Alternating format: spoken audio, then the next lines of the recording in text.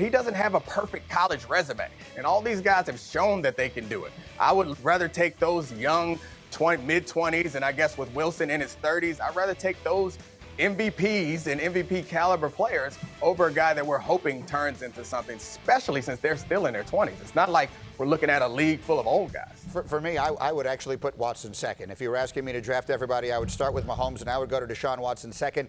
Rob Ninkovich and Jeff Darlington rejoin us. Rob, who would be your second? What are your thoughts on this?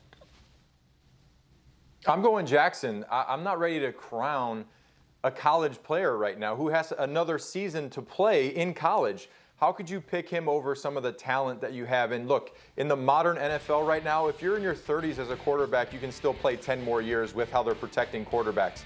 I am not ready to give Lawrence the crown of being the second best quarterback in the NFL if you could draft somebody. That's not going to happen. If you could draft anybody, I want a veteran who has been there, who's proven. You're going to pick him over the league's MVP. That makes no sense to me. I don't get it. He's got another year of college. He's got to prove to me again that he's the best. He wasn't even the best college player, best college quarterback last year.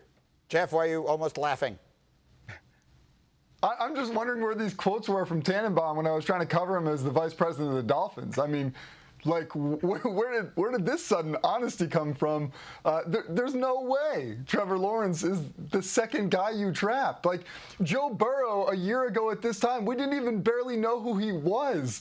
And Trevor Lawrence hasn't even gotten close to the league yet. That's just, it's crazy. He's going to have to play this year without his receivers that he's been used to. Like, it's not even close. It's not even close to being the second quarterback you draft. I agree with you. We just talked about Justin Fields. I think there's a scenario in which Trevor Lawrence isn't even the first quarterback taken in this coming year's draft. Obviously, that remains to be seen.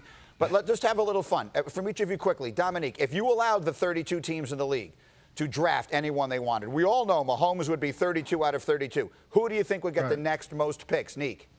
I think Russell Wilson gets the next pick. How about you, Jeff? I would say Russell Wilson as well. I love Lamar, but I'd still say Russell Wilson. And how about you, Rob Ninkovich?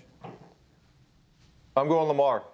Tell me why, because you expressed some concerns about his long-term durability because of the volume of hits that he takes. You talked about how you think that's the number one thing he needs to work on going forward. And so now here we are drafting someone to be your quarterback for the rest of your life, and you're concerned about the durability. Tell me why that isn't enough of a concern that you would still take him ahead of all the other quarterbacks in the world. Well, you see the potential there for him to learn even more and develop. He has skills in the pocket. He can throw the ball anywhere he wants to. He can move. He can run the RPO. He can run the modern offense that you want to run now. That, like, the pocket old school style quarterback, pocket quarterback, to me, as a defender, as a defensive end, I know how hard it is to defend a quarterback that can move, that can run all the boots, run the RPO, throw the ball down the field. I want a quarterback that can do that. So that's why I'm taking him. And also, moving forward, I think that if he's smarter in taking less contact, he will be a better quarterback in 5-10 years if he's smarter and just getting out of bounds.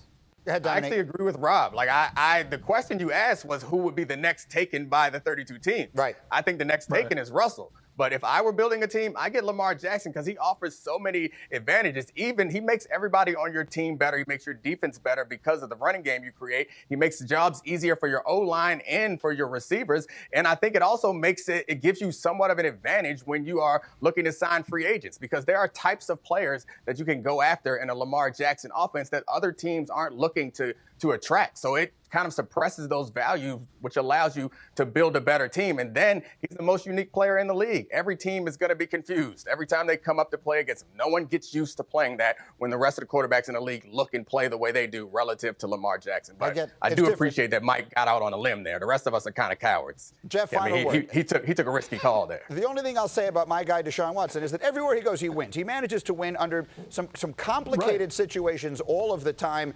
I mean, the offensive line he has played behind has been a disaster. There's been so many questions about the things that have happened in the organization, and he just keeps on winning.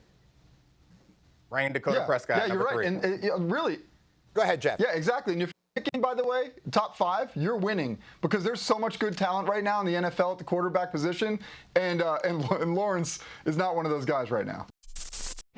Thank you for watching ESPN on YouTube. For live streaming sports and premium content, subscribe to ESPN+.